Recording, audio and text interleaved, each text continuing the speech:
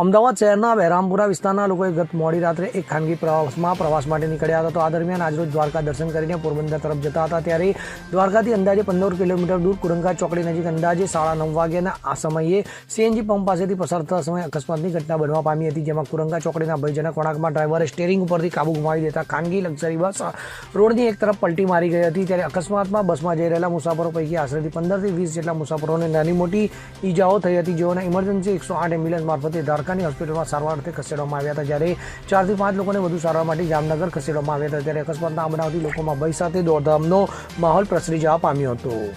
Bureau report CN24 news. હવે જુઓ દેશ દુનિયાની તમામ ખબરો તમારી આંગળીના ટેરવે. ઉઠાવો મોબાઈલ અને Google Play Store પરથી ડાઉનલોડ કરો અમારી CN24 ન્યૂઝ મોબાઈલ એપ.